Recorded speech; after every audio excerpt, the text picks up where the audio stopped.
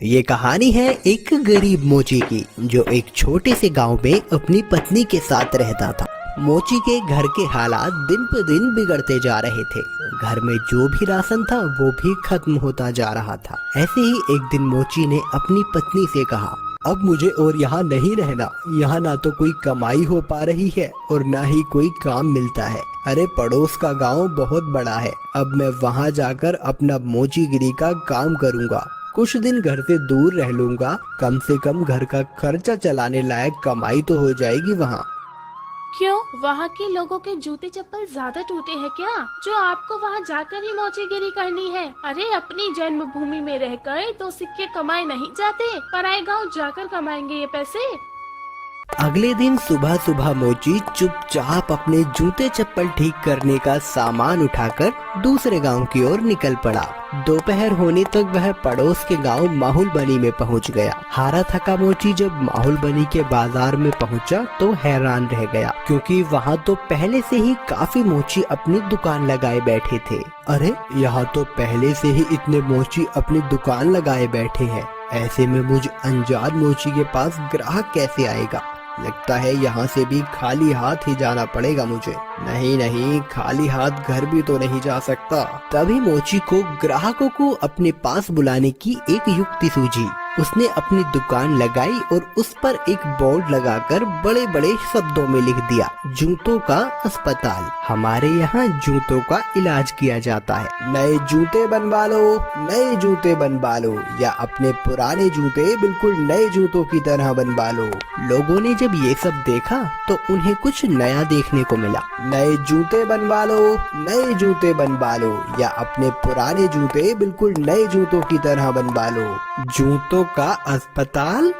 अरे भाई मोची, जरा मेरे इन जूतों का इलाज तो करो। हाँ हाँ जी सेठ जी, अभी किए देता हूँ। मोची अपने छोटे से अस्पताल पर बैठकर सेठ के जूतों का इलाज करने लगा। ये लीजिए, अब आपका जूता बिल्कुल स्वस्थ है। अरे भाई वाह, कितना हुआ इसके इलाज का खर्च? बस साहब, सिर्फ एक तांबे का सिक्का। लो ये लो। ऐसे ही दूसरा ग्राहक मोची के अस्पताल में अपने जूतों का इलाज कराने आया। मोची ने जूतों का इलाज किया, पैसे लिए और बाकी ग्राहकों का इंतजार करने लगा। आज तो मैंने बहुत पैसे कमा लिए हैं। अगर मैं ऐसे ही काम करता रहा तो बहुत पैसे जमा कर लूंगा और एक घोड़ा खरीदूंगा।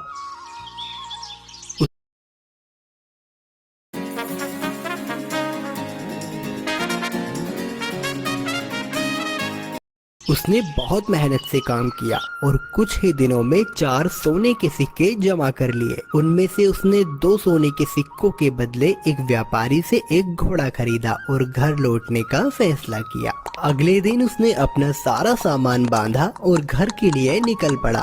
अपने रास्ते में उसे एक घने जंगल से गुजरना पड़ा, जहां उसने डाकुओं का एक झुंड देखा। हे भगवान, ये तो डकैत लगते हैं। ये डकैत मेरा सारा पैसा ले जाएंगे और मैं एक बार फिर से गरीब बन जाऊंगा। अब मैं क्या करूं? मोची बहुत चतुर था। उसने हिम्मत नहीं हारी और उसने एक योजना बनाई। उसने एक सोने का सिक्का घोड़े के गले में बांध दिया और आगे चला। चोरों ने उसे पकड़ लिया। अरे ओ, फटाफट अपना सारा पैसा निकालो, चलो जल्दी करो। देखो, मैं एक गरीब मोची हूँ, मेरे पास इस घोड़े के सिवाय और कुछ नहीं है। कृपया मुझे जाने दो डाकू भाई। जैसे ही उसने ये सुना, घोड़ा रेका और उसके गले से वो सोने का सिक्का नीचे जमीन पे गिर गया। अच्छा मक्कार झूठे, हमसे झूठ बोलने की तेरी हिम्मत कैसे हुई? अगर तेरे पास कुछ नहीं था तो ये सोने का सिक्का तेरे पास कहाँ से आया? रुकिए रुकिए, अभी मैं आपको सब सच बताता हूँ। दरअसल ये घोड़ा सोना उत्पन्न करता है, इसी वजह से मुझे सारे पैसे मिलते हैं। ठीक है, ये घोड़ा तुझे हमें देना होगा, हम तभी तुझे यहाँ से जिंदा जाने देंगे। नहीं, बिल्कुल भी नहीं। अगर मैं इसे तुम्हें दे दूंगा तो मेरे पास कुछ भी नहीं बचेगा। चलो, हम तुम्हें इसके बदले 50 सोने के सिक्के देंगे। ठीक है, पर एक बात का ध्यान रखना कि बारी बारी से अपने साथ इस घोड़े को रखना, वरना आखिर में तुम सब पैसे के लिए लड़ते ही रह जाओगे। मोची ने घोड़ा बेच दिया और घर लौट आया। वो बहुत खुश था कि उसे सोने के सिक्के मिले थे। इस पैसे से उसने अपने ही गांव में थोड़ी सी जमीन खरीदी। इस बीच डकैत भी घोड़े को लेकर अपने अड्डे पर पहुंच गए। वहां डकैतों के सरदार ने अपने आदमियों से कहा, इस गिरोह का सरगना होने के नाते इस घोड़े को सबसे पहले मैं रखूंगा। उन सब ने अपने सरदार की बात मानी और उस रात सरदार अपने अड्डे पर उस घोड़े के साथ सोया। अगली सुबह जब वो उठा तो उसने देखा कि वहाँ अस्तबल में कुछ भी नहीं था।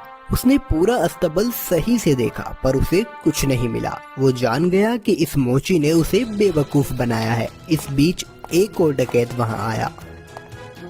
सरदार, आपको सोना मिला? हमें भी बताइए कि कितने सोने के सिक्के घोड़े ने उत्पन्न किए। तुम खुद ही ये पता लगा लोगे जब आज रात तुम खुद ही इस घोड़े को रखोगे। सरदार ने किसी से कुछ नहीं कहा क्योंकि वह अपने आप को बेवकूफ साबित नहीं होने देना चाहता था। एक एक करके सभी डकैतों ने घोड़े को अपने साथ रखा पर उनमें से किसी को कुछ नहीं मिला। वे सब समझ गए कि उन्हें बेवकूफ बनाया गया है। उस मोची ने हमें बेवकूफ बनाया है, अब हम उसे सबक सिखाएंगे। सरदार, उसने ये साधारण सा घोड़ा हमें 50 सोने की मोहरों में बेचा है। हम उससे अपना पैसा वापस लेंगे और हमें धोखा देने की जुर्रत की सजा देंगे। हाँ, चलो चलो। वे सब के सब मोची के घर की तरफ निकल पड़े। मोची अपने खेतों में काम कर रहा था। उसने सभी डकैतों को अपने घर की तरफ आते हुए देख लिया। मोची जल्दी से अपने घर में गया और अपनी पत्नी से बोला, अरे भाग्यवान, मेरी बात ध्यान से सुनो। अभी एक डकैतों का झुंड यहाँ आएगा और जब वो मेरे बारे में पूछे तब तुम उनसे कहना कि मैं खेतों में काम कर रहा हूँ। फिर हमारे कुत्ते जबरा को भेजना मुझे बुलाने के लिए। ये कहकर वो अपने घर के पीछे छुप गया। कुछ देर के बाद चोर वहाँ आ पहुँचे। वो मोची कहाँ है? बुलाओ उसे, हम उससे बात करना चाहते हैं। वो तो खेत पर गए हुए हैं। आप रुकिए, मैं अभी अपने कुत्ते को भेजती हूँ उन्हें बुलाने के लिए। जबरा, तनिक अपने मालिक के पास तो जाना और जाकर उनसे कहना कि कुछ लोग उनको बुलाने आए हैं। ये सब क्या है? क्या जबरा सचमुच तुम्हारे पति को यहाँ ले आएगा? जरूर, वो हर बात समझता है। जब वो खेत पर होते हैं और मुझे उनसे बात करनी होती है तो मैं बस जबरा को उनके पास भेज देती हूँ और जबरा मेरी बातें उन तक पहुँचा देता है। डकैत मोची की पत्नी से बात कर रहे थे, तभी मोची वहाँ आ पहुँचा। ओह डकैत भाई, आप आए हैं। जबरा ने मुझे बताया कि आप मुझसे कुछ बात करना चाहते हैं। हमें तुम्हारे इस घोड़े से कुछ नहीं मिला। तुमने हमें धोखा दिया, हमसे झूठ बोला। अरे आप कैसी बात कर रहे हैं? मुझे लगता है आपको कुछ तो गलतफहमी हुई है। आज जो कुछ भी मेरे पास है सब कुछ उस घोड़े की बदौलत ही है। अच्छा चलो ठीक है, हम तुम पर एक बार और विश्वास करते हैं, पर उसके बदले तुम्हें हमें ये कुत्ता भी बेचना होगा। अरे नहीं, बिल्कुल भी नहीं। मैं इस कुत्ते को तुम्हें नहीं बेच सकता। अरे चलो, हम इसके लिए तुम्हें 40 सोने के सिक्के देंगे। थोड़ा इनकार करने के बाद मोची सहमत हो गया कुत्ता बेचने के लिए।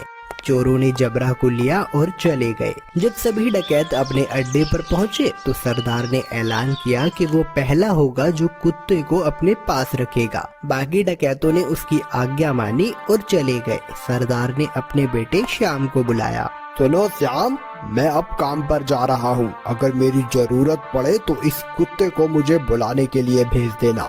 जैसा आप कहो पिताजी। कुछ देर बाद एक डकैत को अपने सरदार से एक काम आन पड़ा। उसने श्याम के पास आकर सरदार को बुलाने के लिए कहा, आप रुकिए, मैं तुरंत उन्हें बुलावा भेजता हूँ। जबरा, जा और जाकर पिताजी से कहना कि कोई वहाँ आया है उनसे मिलने। जबरा सरदार के अड्डे से भागा और बजाय सरदार के पास जाने के वो सीधा मोची के पास गया। जब सरदार घर वापस आया तब उसने देखा कि जबरा वहाँ नहीं था। वो जान गया कि जबरा जरूर अपने मालिक के पास गया होगा, तो वह अकेला फिर से मोची के घर गया। सुनो, क्या जबरा तुम्हारे पास आया हुआ है? हाँ, वो यहाँ आया है। मेरे ख्याल से उसे जरूर मेरी याद आ रही होगी। मेरी मानिए तो उसे थोड़ा सा समय दीजिए, अंत में वो आपको अपना मालिक स्वीकार करने ही लगेगा। सरदार जबरा को वापस ले गया और उसने अगले दिन उसे अपने साथी को दे दिया। जबरा सारे डकैतों के साथ एक एक करके रहा, पर वह हर दिन मोची के पास वापस लौट आता। सबने ये जान लिया कि एक बार फिर से मोची ने उनका बेवकूफ बनाया है। उन सब ने विचार विमर्श किया। इस बार हम बेवकूफ नहीं बनेंगे, मैं उस मोची को अब सबक सिखाऊंगा। इस बार सारे डकैत मोची के घर पहुँचे। उन्होंने मोची की एक न सुनी और मोची को एक बोरे में डाला और उसे लेकर वहाँ से चल दिए उसे सबक सिखाने के लिए। मोची चुपचाप बोरे में पड़ा रहा। रास्ते में वे सब एक मंदिर के पास से गुजरे, तभी एक डकैत ने कहा, सरदार, गर्मी बहुत ज्यादा है, क्यों ना कुछ देर यहीं आराम किया जाए। सरदार भी उसकी बात मान लेता है और मोची को वहीं छोड़कर मंदिर में आराम करने के लिए चले जाता है। सुअरों का एक झुंड वहां से गुजर रहा था और जब मोची ने सुअरों के झुंड की आवाज सुनी तो मोची को एक उपाय सूझा और उसने तेज आवाज में चिल्लाना शुरू किया। मैं ऐसा नहीं करूँगा, मैं ऐसा नहीं करूँगा, मुझे छोड़ दो, मुझे जाने दो। सुअरों के मालिक ने उसकी आवाज सुनी और वो उसकी ओर आया। अरे रुको रुको, क्या हुआ? तुम क्या नहीं करोगे? किसने तुम्हें इस बोरे में डाला? वो मेरी शादी जबरदस्ती जमींदार की बेटी से करवाना चाहते हैं, पर मैं शादी नहीं करवाना चाहता। क्यों भाई, क्या तुम पागल हो? अगर मैं तुम्हारी जगह होता तो मैं यकीनन उसकी लड़की से शादी करता। अगर ऐसी बात है तो आओ, मैं तुम्हें बोरे में डाल देता हूँ और तुम जाकर उसकी लड़की से शादी कर लो। सचमुच? बेशक, लेकिन पहले मुझे बाहर तो निकालो। सुअरों के मालिक ने मोची को बोरे से बाहर निकाला और खुद बोरे के अंदर घुस गया। मोची ने उसे बांध दिया और उसके सुअरों को लेकर वहां से चला गया। शाम को डकैत मंदिर से बाहर आए, बोरे को लिया और चले गए।